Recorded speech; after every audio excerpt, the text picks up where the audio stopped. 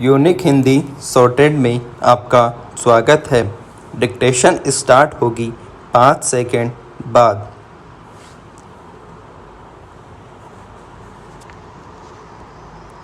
देश में वन क्षेत्रों में बढ़ोतरी लाने और मौजूद वनों के विकास, संरक्षण व संवर्धन की दिशा में कुछ उपायों पर विचार किया जाना महत्वपूर्ण साबित हो सकता है। इसके लिए देश व प्रदेश की सरकारों को वन क्षेत्र की न्यूनता निर्धारित करने और लक्ष्य प्राप्ति के लिए कारगर योजनाएं बनाकर काम करने की आवश्यकता है। पृथ्वी पर मौजूद प्राकृतिक संसाधनों में वनों का महत्व सबसे अधिक है।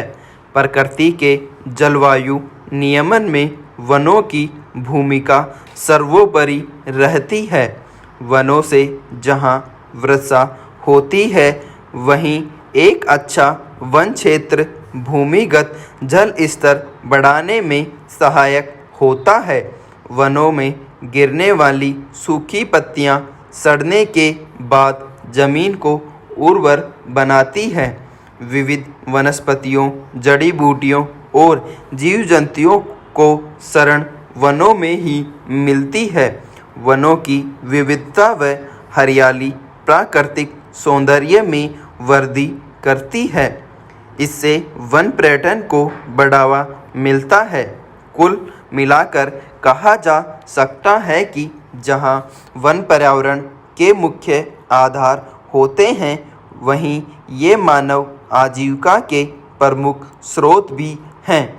भोजन बनाने के लिए ईंधन की लकड़ी से लेकर खेती व पशुपालन के लिए चारा, पत्ती व अनेक वस्तुओं की प्राप्ति वनों से ही होती हैं। सामान्य तौर पर हमारे देश में 200 सेंटीमीटर से अधिक वर्षा वाले क्षेत्रों में सदाबहार चौड़ी पत्ती वाले वन और 100 से 200 सेंटीमीटर वर्षा वाले भागों में पर्णपाती मानसूनी वन पाए जाते हैं।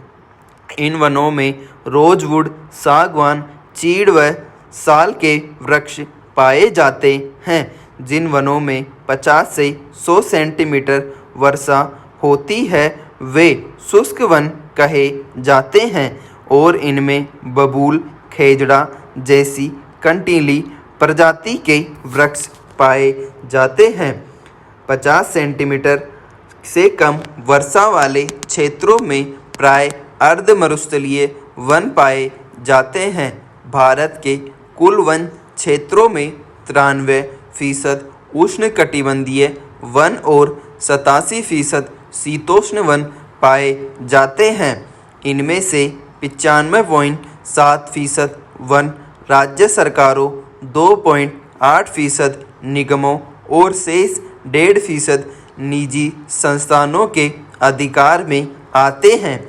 आंकड़ों के मुताबिक भारत में कुल भूभाग का 8,07,276 वर्ग किलोमीटर अर्थात 24.56% भाग वनों व वृक्षों से आच्छादित है, जबकि वास्तविक तौर पर यह वन क्षेत्र इससे कहीं कम बैठता है। भारतीय वन सर्वेक्षण के वर्ष 2019 के आंकड़े बताते हैं कि भारत में वनावरण क्षेत्र 7,12,249 वर्ग किलोमीटर है, जो कुल भौगोलिक भूभाग का 21.67% है। भारत के राज्यों में वनों की स्थिति देखें तो इनका वितरण समान रूप से दिखाई नहीं देता।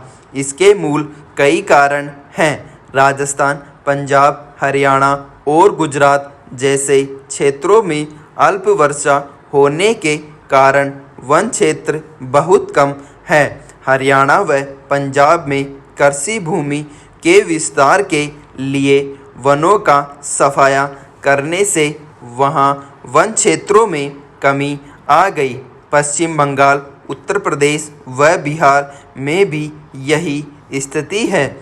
कम वर्षा, तीव्र बंजर ढलान और हिमाच्छादित भाग की अधिकता के कारण से जम्मू कश्मीर में भी कम वन पाए जाते हैं। महाराष्ट्र, कर्नाटक, तेलंगाना, आंध्र प्रदेश और तमिलनाडु का अधिकांश भाग वृष्टि छाया में आता है, इसलिए यहाँ भी वनों की कमी है। आंध्र प्रदेश और तमिलनाडु के समुद्र तटीय क्षेत्रों में जिन क्षेत्रों में सघन वर्षा होती है, वहाँ जंगलों को साफ करके खेती की जमीन तैयार कर ली गई है। सघन वर्षा, उच्च भौगोलिक स्थिति और अन्य प्राकृतिक परिस्थितियों के कारण हिमालयी और मध्य पठारी भाग वाले राज्यों जैसे मिजोरम, नागालैंड, अरुणाचल प्रदेश,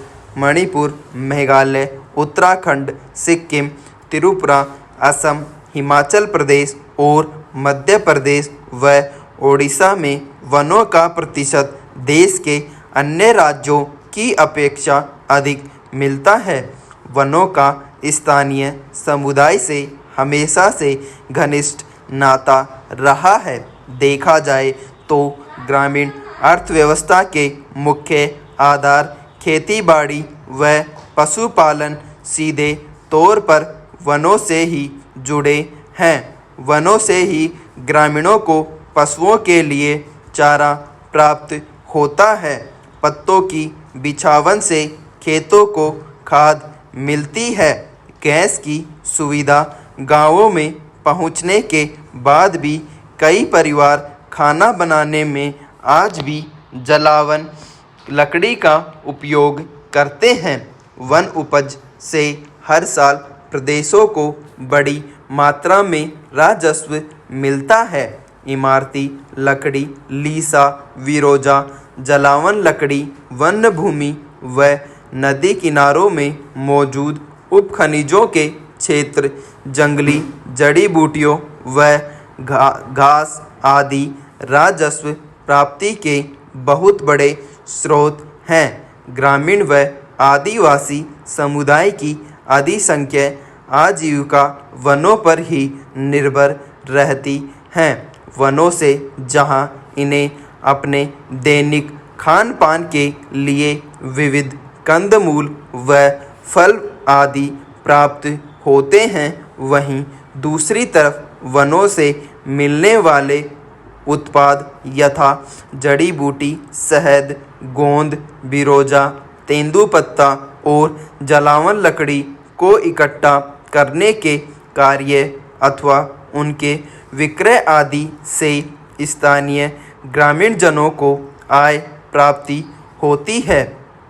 इसके अलावा ग्रामीण स्तर पर चलाए जाने वाले अनेक हस्तशिल्प, दस्तकारी, चर्म उत्पाद, मिट्टी के बर्तन निर्माण जैसे तमाम कुटीर उद्योग प्रत्यक्ष तौर से वनों पर ही निर्भर कर रहते हैं। साथ ही वनों की लकड़ी से आरामसीन व फर्नीचर उद्योग से भी कई लोगों को रोजगार मिला हुआ है। हिमाचल प्रदेश व उत्तराखंड में चीड़ के वन हर साल हजारों की संख्या में श्रमिकों को आजीविका प्रदान करते हैं। पर्वतीय कृषि व्यवस्था में बांज के वनों की अहम भूमिका रहती है। इसकी हरी पत्तियां पशुओं के लिए पौष्टिक चारा प्रदान करती हैं। मुख्य बात यह भी है कि इसकी सूखी पत्तियां पशुओं के बिछावन के उपयोग में लाई जाती हैं, जो बाद में अच्छी प्राकृतिक खाद बनकर खेती की पैदावार बढ़ाने में अपना योगदान देती हैं।